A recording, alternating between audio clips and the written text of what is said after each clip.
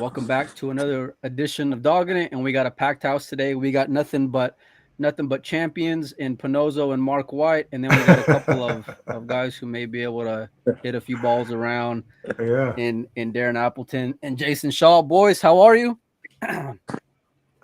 Not too bad, not too bad. Tired. You need to get some good rest tonight. Yeah, got to wake up at fucking 5 o'clock in the morning. Still going on about the 9 o'clock start. Oh, Jason's already out of here, and so is Darren. Where did they go? They both just dipped out. Here we go. We'll bring it back on here. When they say they want to go to sleep, they go to sleep. Yeah. When they're ready for bed, they're ready for bed. Yeah. Maybe their Wi-Fi got out of here. It takes you longer than that. Well, it was. I'm okay, right? Yeah, you're good, fine. Darren. Yeah. It was a hell of a day in the Predator Women's World 10 Ball. The women finally had the stage for the entire day, and boy, it did not go and let up when it came to the drama and the excitement and just the class of the field. Mike, did you want to open up with some questions for the boys, or you want to jump right into the women's? Well, I'm just curious, Darren, if we get Jason back too, be interested to know, what your impressions are of the tournament. You guys haven't played in a lot of the Predator events. From the production standpoint, from the format standpoint, from all that viewpoint, what have your guys' impressions been of the tournaments? Yeah, I think the tournaments have been pretty good. I think out of all the Predator events they've done so far, I'd probably say that it doesn't scroll up. Out of all the Predator events so far, I'd probably say it's probably my favourite one. I think organisation, I think their production's improved. I think, I think everything's improved. I think they've still got a lot of work to do going forward to get to the same level as Matchroom, but I think they're on the right road. Yeah, Jason, what do you think about the format is similar to what they use in the Pro Series? It just seems to work a little bit better in teams. Do you think so? Yeah, I think teams is a lot better than, obviously I love singles events, but teams events, it's just good, isn't it? It's fun. You're not just relying on yourself, you're relying on everybody else to pull their weight. So, if you have a nightmare, then, you're hoping somebody else has a nightmare in the other team. But yeah, it's fun. I think everything's been good. The only thing I would say that's a bit silly in my eyes is you play one match a day at 4 p.m. and then the last day there's only like 3 matches to be played and you play at 9 o'clock in the morning. I don't get that. Yeah. That's a bit strange. You would rather have more of a full schedule? I think it's because of the Asian time. I think that they're working it around so that the Asians can watch it at a decent time, but I think they still can work better around that. I think for me, indoor sports, I think the earliest we should play is like 11 o'clock, really, or even 10. Even 10 o'clock makes a difference, but 9 a.m. is a little bit too early, in my opinion. But everything's pretty good. A little bit surprised they don't get more local support, especially with Albin and Jasmine being the local stars. I thought there'd be a lot more people watching. Don't know the reason for that. Maybe Mark knows better than me. So but besides that, it's all been great. The town, the venue is pretty good. The hotel's nice, so not too much to complain about, really. Yeah. If the Pro Series adopted a format similar to the teams event where you had 3 races or a race to 3 sets, going to 4, would that be something you think more of the top players could get on board with? Yeah, I think it should be best of 3 sets, and then if it goes ill in the 3rd set, then I think most of the top players will show up to all the tournaments. I've told this to Karim, I've told it to Hozzy, I've told it to Mark, I've told it to them all. I says, look, if you just change that format a little bit, so you find the right balance where it's not leaning too much towards a shootout, then I think you get all the top players showing up to these tournaments, because obviously the prize money is pretty good. And we're playing in good conditions as well. You agree with that, Jason? Yeah, I kind of had that conversation with Mark. I think best out of 3 sets, race to 4. If it goes to the hill in the 3rd set, then I think then you go to the shootout. At least that way you're getting good value for your money. That playing 2 sets and then going to the shootout's a bit cutthroat. At least the third set, if you're 1-1 in sets and you're going into the third set, and at least you can think, well, I can win this set. Don't really have to go to the shootout. And then if it goes hill, then you can accept it going to the shootout. You know what I mean? But at least you've got a chance to win the set without it going to the shootout. Sure. Is the format the biggest sticking point when it comes to the top players, going and joining the Pro Series more consistently? Yeah, 100%. It's hard for someone to travel from Europe to the US to play 2 races to 4 and then a shootout. You know what I mean? It's kind of a bit of a lottery. I think they're saying it's good for the fans, which probably I don't disagree. I think the fans like the shootout, but they've got to think of the people who they want in the event. You know what I mean? The top players. If they're not attracting the top players, then it's hard to kind of watch the events, and you've only got like 2 or 3 of the top players. Probably there's like 30 players that could be there, top players, and they're only getting minimum 5 of the top players that are playing in the events, if you're lucky. Yeah, I think the big thing at the moment is that the prize money is still not good enough to get people to travel for 2 race to 4s, where let's say your expenses are like between 2,000 to 2,500. Because there's been a few events where I haven't played because I've priced it up and I'm thinking I need to get to the quarter final just to break even. And playing 2 race to 4s, it don't really get my too much of a gamble. Yeah, it's just too much of a gamble. Where if it was best of 3, then I'd probably take more of a chance. And I think most of the players have got the same view. Where if they've got tournaments where there's other tournaments as well, then obviously it's a no-brainer. Yeah. Like if there's 2 or 3 events in America at the same time, or wherever the tournament is, right, then it makes sense. But if the prize money is 50,000 to the winner, then we'll just go and play the shootout. So at the end of the day, it's all about money, isn't it? We just start with the shootout. Yes. Mark, what are your thoughts? I got to agree with everything I've heard, to be honest. I've got another suggestion, which I think could work as well.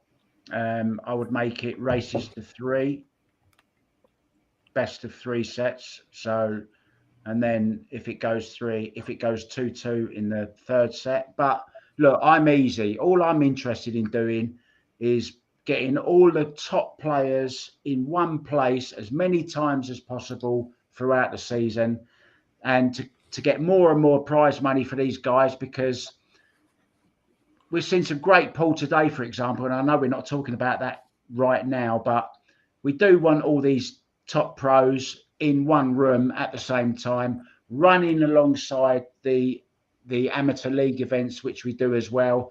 I wouldn't have a problem with playing best of 3 sets, race to 4, shootout if it goes to hill in the 3rd set. I think that's quite a good balance. And if you got top players like Jayson Shaw and Darren Appleton saying we're all going to turn up for that, then bring it on. Let's do it. If it was my business, which it isn't, but I'd change it tomorrow. I really would. Do you guys think that this could have the same prestige as let's say a World Cup of Pool, this World Teams event? Oh, definitely. When we played in the World Team Championships in 2010 and 2012, when it was in Germany and China, it was probably as good as the World Cup, if not better. I mean, I remember winning the 2010 World Team Championship, and I still today think it's probably right up there with the best tournament I've ever played in. The venue was amazing. The format was amazing. The atmosphere, the crowds. So if they can get it back to that level, I mean, this has been good, don't get me wrong, but obviously there's still quite some ways to go to get it to feel like a proper World Team Championship. But at least it's a start. Mark? Yeah, totally agree with that as well, Darren. 100%. I've already had discussions with the way this event has gone at the moment this week. And, there's already discussions with Nick Teal about not running 2 World 10 ball events at the same time together. Maybe make the team championships a yearly thing, but instead of running another like the 10 ball World Championships alongside it, maybe run a pro billiard series women's event alongside it or something at the same time, and dedicate 2 tables where we're playing The boys didn't want to hear any of that. the world team championships. You know, we're running that as almost as a standalone tournament, the world teams, because I honestly think the format like this cross between US Pro Billiard Series and Matchroom pool kind of Moscone kind of vibe, I think it works. And we trialed some stuff today on the finals day with walk-on music and MCs and all that, and it really was a great event. But we need to get more people to them as well, which will also be worked on. But yeah, a world team event, but it's a standalone event with maybe an amateur tournament alongside it, you know, like a state championships or even a women's pro billiard series event running alongside it, but not a world 10-ball championship running alongside it, because I think it takes it away. 2 dedicated tables to the world team championships over how many days? I think that's the way forward, personally.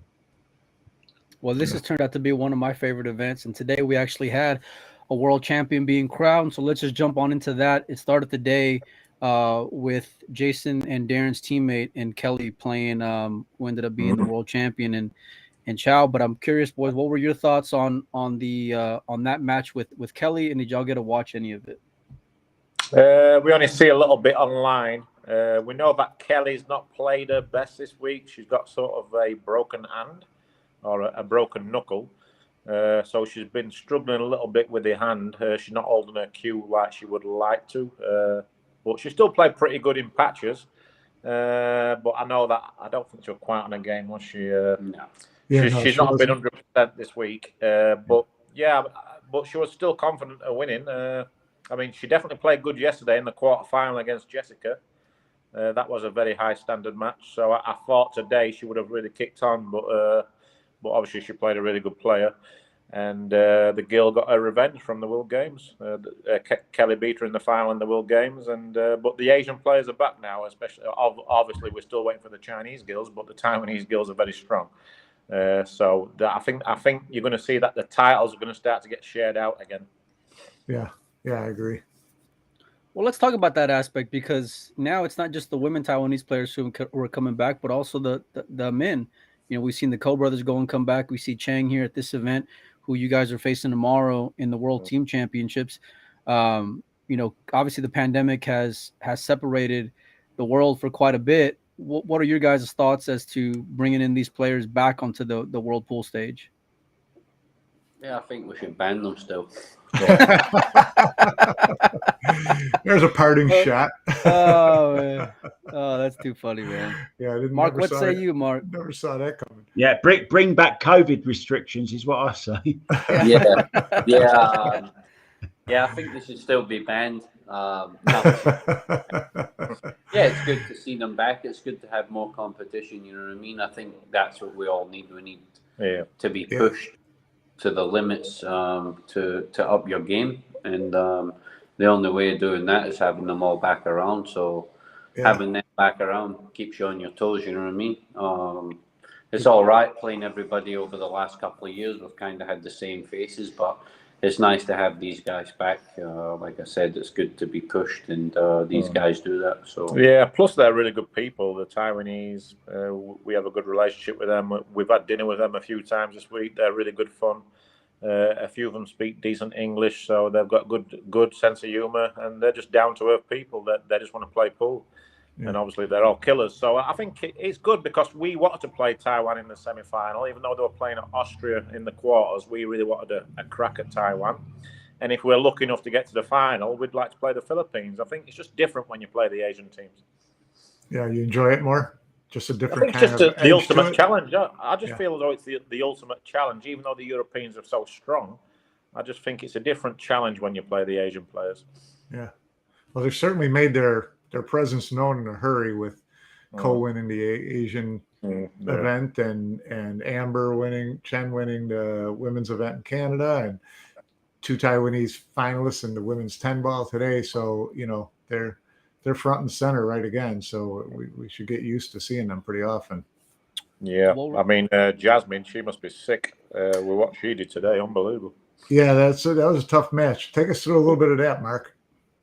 Unbelievable. Well, believe it or not, Darren walked past. He was on his way out past the commentary booth to have a cigarette. And I said, do you fancy popping on and doing a bit of commentary? Because we all know Darren is the John Motson. You may not know John Motson. He's our greatest football or soccer statistician. And Darren Appleton is the exact copy of him for Paul. He knows everything about everything since 1928. And I asked him to come on, and that was the rack that we invited him on just by chance. And well, just hand it over to Darren because I've got to bump into Jasmine tomorrow. I don't want to be the one that says something that I shouldn't say. It was 7-7 at the time, correct? Oh, Darren. I couldn't believe the shot she played on the 9 ball. Yeah, she punched the 9 ball in when she should roll it in, and then she's just more or less got a straight in 10 ball. So that was her first mistake, and then the second mistake, just a nice easy cut on the 10 ball. Should never miss it in a million years. She can rather punch it in and come off the free rails, or she can top it like she did do, but play it with right hand spin. And she didn't do that. I think she's cued across the cue ball and ended up putting no English on the cue ball, just scratching the side pocket. I mean, obviously it's a little bit unlucky to go in the middle, but she should be nowhere near the middle pocket. That's the problem. So she probably got what she deserved. And I mean, and then it affected her in the last game. I mean, she had a great chance in the last game, and same again, she played the wrong shot. She played the wrong shot on the 6 ball. She should have just rolled the 6 ball in for the 7 in the opposite side pocket. And then obviously she just put herself under a lot of pressure, and she ended up missing the 7 ball. Right. Yeah. Do you guys think it was pressure? Because she's a great player in her own right. The home crowd and home city. I think she's took it quite well at the moment, but I think when she wakes up tomorrow and the dust settles, I think it's going to sting for a long time. Because I think when you're playing on your own turf, your own city, I think, and you get so close to winning, I think it hurts a lot more. They don't play with the shot clock as often as you guys do. Do you think that affected them? Because it seemed like they were, for all 4 of the semifinalists, I kept seeing instances where they were down to the last 4 or 5 seconds and they didn't have an extension. They just took a whack at a ball, or they made a poor decision because they were rushing it. I mean, does it make that big a difference? Do you think that affected them a lot? Yeah, I think so. Yeah, I think what happens is that I think when the ladies are under pressure, I think they overthink a lot more compared to the men. It's just my opinion. Because they can think more than the men. Yeah, exactly. But I just think they overthink it a little bit, and they're trying to get settled in too much before they get down to the shot. And I think you're probably right. I think they probably don't handle the shot clock as good as the men. Where someone like Jessica, she don't need a shot clock, but I mean the rest of the girls, they're all quite measured and methodical the way they play. So I think when they're under pressure, they just slow down that little bit more, and then obviously it affects your thinking. Yeah, and also what I watched of all the matches, I kind of was when I was at the hotel, and I was just kind of watching the live stream and stuff. To be honest with you, I don't think Jasmine played that well overall, to be honest. I watched her against Pia. That match was, even though people are saying Pia played well, and that match was awful, if you're being dead serious. The first 6 or 7 games, they both must have had about 3 or 4 chances in every rack. They kept missing silly balls and making crucial errors. And then, I watched a couple other matches. I don't think anybody was quite as strong as you'd think. I think there was a lot of pool that was played, and there was some little spells that were looking good, and then they would make silly mistakes. Maybe that came down to the shot clock like you're talking about, but overall, I seen a lot of mistakes being made by many players. So I don't think someone really did dominate. I think the the I think Taiwanese girls. I think the girl won it. I think the girl won it was the best player. She played well overall, but she made some mistakes too early in the match with Kelly, and Kelly could have easily have been up in that match, 4-2, maybe 5-1 at some point, because the first 4 or 5 racks they both missed the 10 ball. Yeah, played some. Well, good time to jump in, Mark. Yeah, go ahead, Mark. What say you, buddy? Yeah, well, I can sum this up in a minute, basically, that the 2 semi-finals.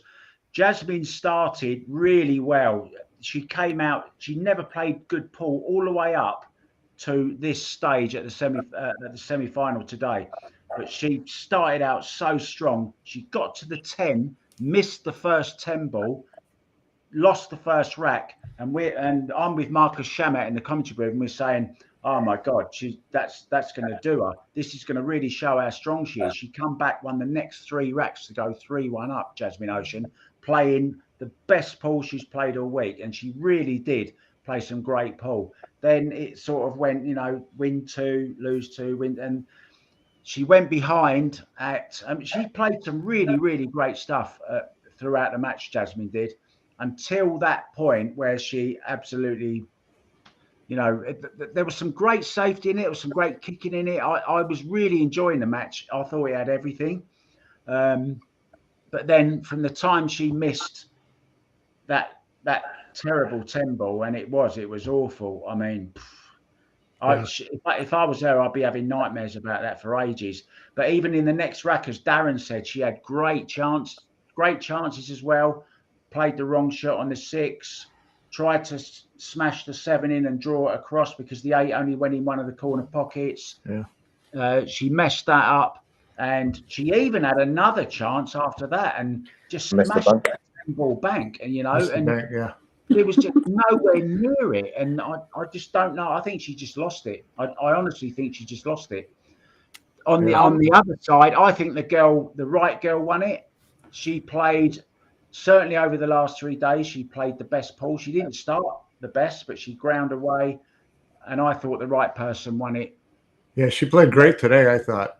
She did. I mean, we gave her a couple of bonus chances by getting to the 6 or 7 and then giving up the rack.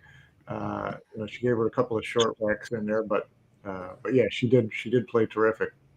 I mean, I was watching. I was watching Kelly. I was actually in the bleachers watching Kelly. And after the second rack, she said to me, "Look, can you go and get me some ice?" And I literally ran 100 meters to get a pack of ice from the supermarket. Gave it to her, and she made the best speech ever I've heard from her. It's so classy, true ambassador. Somebody knocking at my door. I bet it's Shamat. Actually, shall I take my laptop? I'll take my laptop. Yeah, take us on a tour, buddy.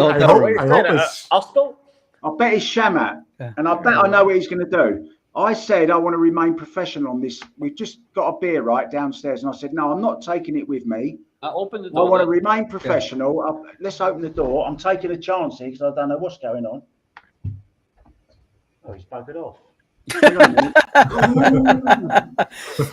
I got a question for Darren because I'm reminded of a 2012 final in Qatar where Darren's got a massive lead.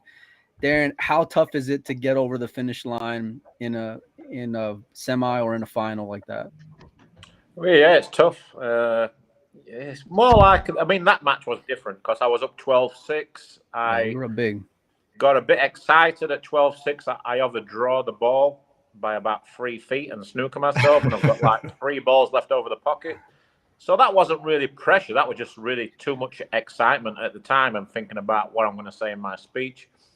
And then from 12-7, I didn't really have an open shot to win the match after that. Everything just turned. Like the rolled the ball, he played really well. And then the pressure just builds, like you say. And then obviously at 12-12, then obviously it becomes very tough because you've got a different. I think it's so hard for someone who's, playing on the home turf and all the buildup leading up to it with, Jasmine being the face of the women's world 10 ball and it being in Austria. To be in that position is one thing. For her to go and have an opportunity to make it to a final was something else. And boy, I tell you, my heart just sunk, man. Like my stomach was just in knots seeing her get a little funny on that 10 ball. But never in a million years did I go and expect a player of her caliber to even threaten that side pocket whatsoever. I mean, it was unbelievable. The thought never even crossed my mind. I would have figured maybe 2 rails in the bottom left would have been 2 more rails on. was the Yeah. shot. Right, yeah, that's what I thought. You know, if anything was ever going to be a scratch, I never would have thought that side pocket would have came into play. I think because she was so under pressure, she was thinking, "Don't do anything, just pot the 10." You know what I mean? Yeah, well, could be. She was obviously shaking that much. That's the reason why she played a stop shot on the 9 ball, because she was too scared to roll it. So I thought, if anything, she might miss the 10 ball, even though it's not really missable, but anything can be missed. So yeah, the scratch was the last thing in my mind, because the natural angle wasn't really there to scratch, but because the rails are so bouncy, I think on a normal slick table that wouldn't scratch in the side pocket. It's interesting because Mike, you were talking about this from the standpoint of Jasmine being the home favorite, and Right. Darren and Jayson, you guys have both been in that situation, playing big matches in front of big crowds in the UK. Is the pressure, everybody thinks it's a big advantage to have the home crowd behind you. Some people say it makes things tougher. How do you guys look at it when you have a home crowd really cheering on? Does it make you play better? Or does it put more pressure on you? Yeah, I mean, for me, I've done it a couple of times, and I mean, obviously in the Moscone Cup you have that when you're playing in the UK. Yeah. But I played in the World Masters 2012, I think. And that was really my hometown, and I lost to Niels Fine in the final. But going all the way to the final, I felt great. It was just great to be able to sleep in your own bed, have the home support, my family, my friends. So yeah, I sort of embraced it and enjoyed it. And then unfortunately, I didn't win the final. I lost 8-6 in the final, but I didn't dog it. I mean, Neil's like fluked a couple of balls on me in the last 2 racks, so that really hurt. But yeah, that's probably like my biggest disappointment in pool is not winning on my own turf. The World Masters 2012 or 2013. Do you have to go to Lou, Mark? I've got to agree. I've got to disagree with one thing that Darren Appleton just said. He's never slept in his own bed. And they're out on that note, right? Yeah. So, should we jump into the team event with these guys if they get back on before bedtime?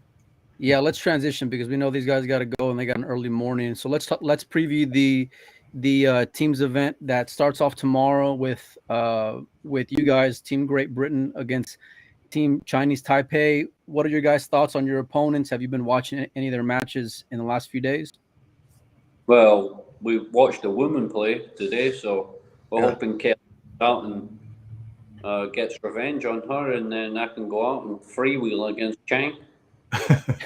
Yeah, that first point, I think the first point's huge. The ladies play a massive part in this team. So I think if Kelly wins the first point, that more or less guarantees us a shootout, because we like our chances of winning 1 out of the next 3.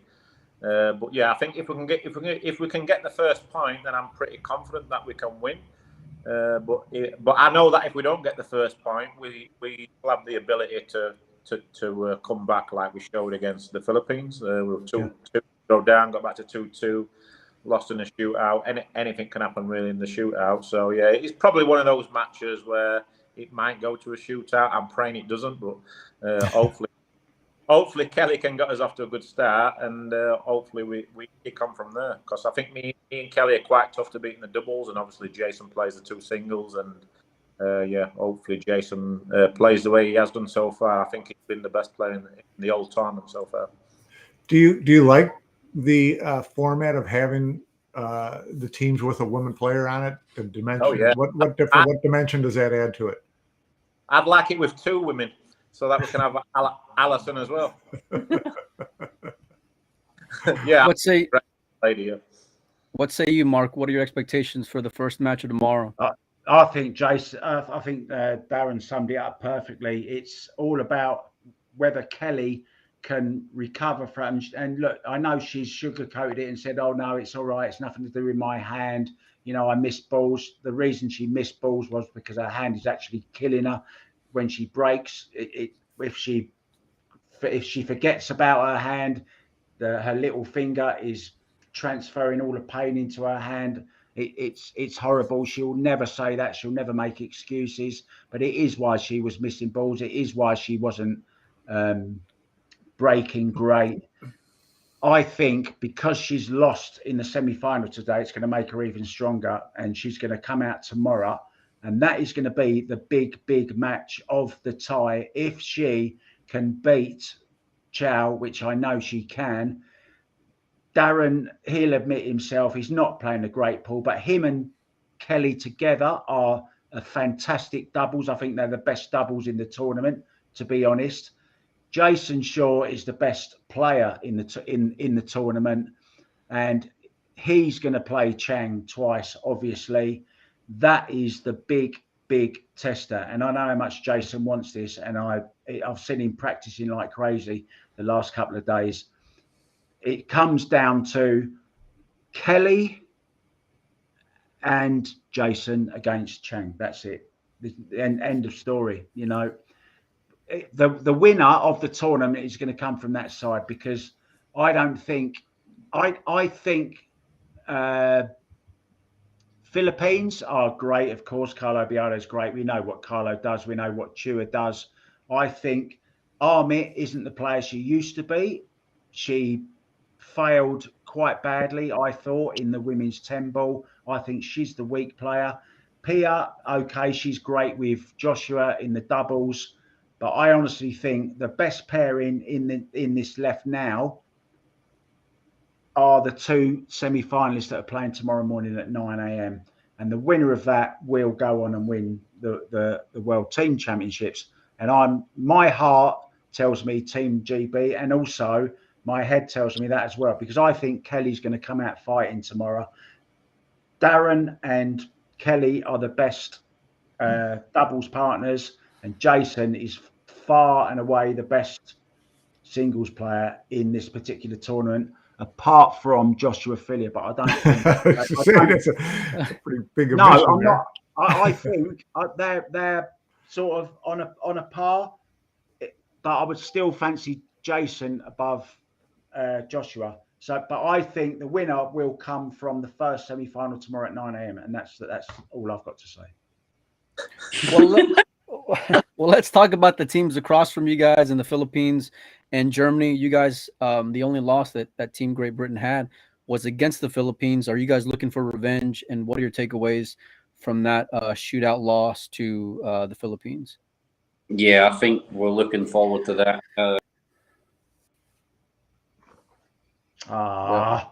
They keep on cutting out. Yeah, that to me was a super dramatic match. We'll bring them on back in. Let's see if they dipped out again. You know, I like the revenge aspect of sports, and this is setting up quite nicely if they can go and get back to the final, being on opposite ends. Let's try this again. Jayson, Darren, you guys there? Yeah, we want to play the Philippines. You know, if we get there. We wanted to. We should have won that match very comfortably. You know, Kelly should have won that match, the first match against Ruben. She should have been up 3-1. She missed the 7. Then she missed another chance. The 6th ball, which would have been 4-1. And then I played Biado, and to be honest with you, he had both sets. The second set, I played unbelievable. First set, I played good too, but he had some brawls.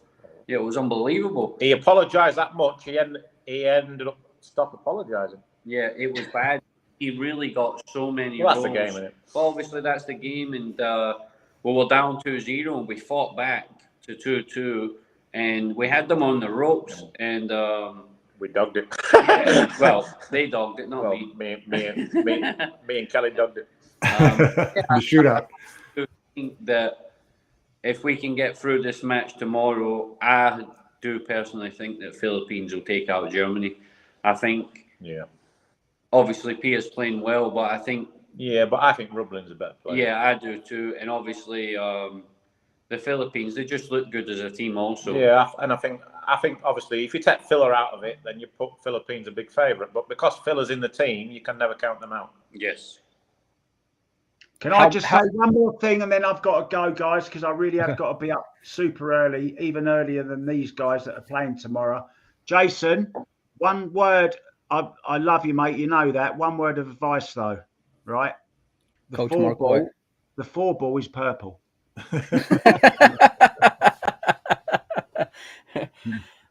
No, I know the fans are looking forward to it. You know, the Philippines versus Team Great Britain, I think, is going to be the marquee matchup that everybody wants to see, just because of your guys' match early on in the tournament.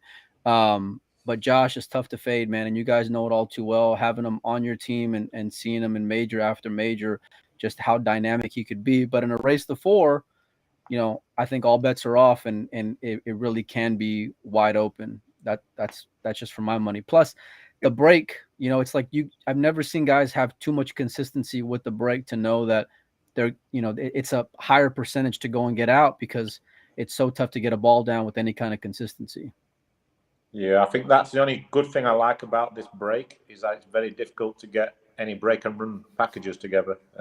So yeah, I think with this format, I think it's good that the break is tough, and we see it at all the Predator Pro series events. I think it's only one time where someone's run a 4-pack and ran the whole set out. I think that's what Mark said. Twice. Who was that, Mark? Twice it's happened, yeah. To run the set out? Who was it? I think Fedor done one, and I think it might have been Mario He, but I think there's been 2 out of all the events, only 2 4-packs. I could be wrong. I probably am. All right. Well, we know you guys got to get to bed, and so we'll get you guys out of here on this. If Team Great Britain wins the event, who's going to be the MVP? All 3 of us. What a PC answer that is, Jayson. Yeah. Yeah, all 3 of us are MVPs. It's a team game. Yeah, Mark White will be the MVP. Yeah, there you go, guys. I'm in the booth for this tomorrow morning with Marcus Shamak. It's going to be absolutely mental in there. Good luck, guys. I know you can do this. Jayson, Kelly, Darren, come on, guys. We're going to have lots of fun tomorrow, and I will hope to see you in the final, where we can have a great party after it. Go get that 40 grand.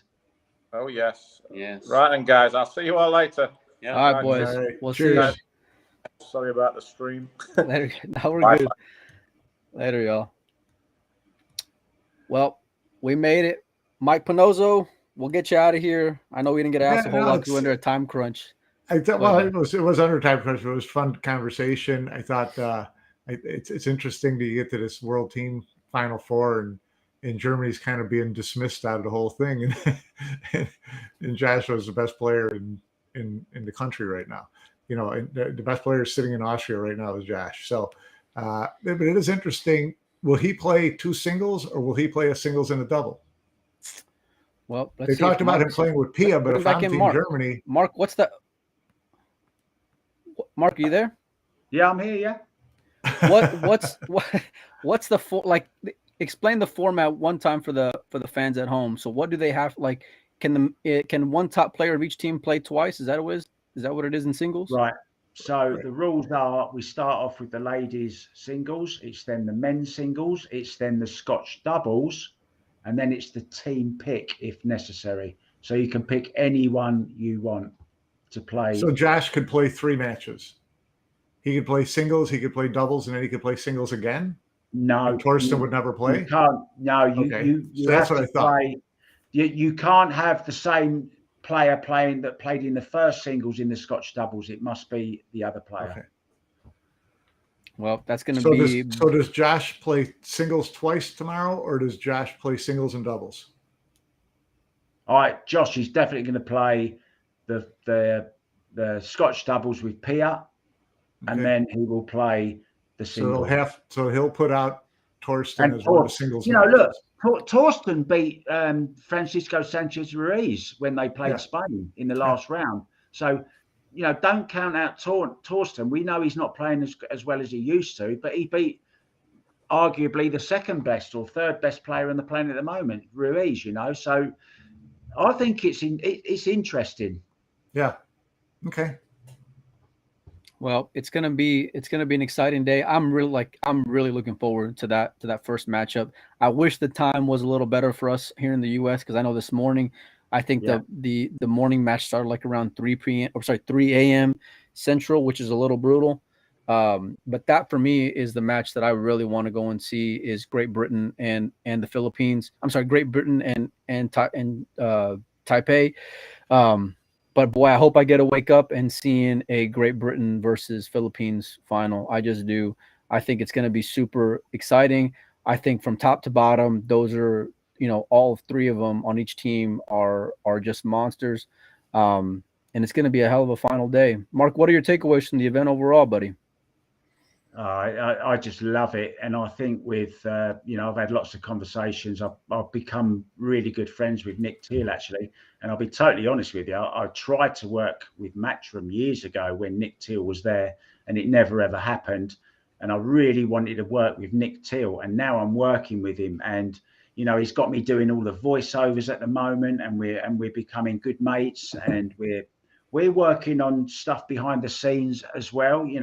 He's a super smart guy, Nick Teal, and we're coming up with new ideas all the time, and we're going to start implementing what we're doing here in Europe. We're going to up the ante in the US as well at the Pro Billiard Series events. We're looking at streaming more than one table. Kazoom production at this event has just been off the chart, absolutely fantastic. It's been at this event. We've got 6 cameras. We today, I'm sure you saw, we've got an MC. We're playing music in the background.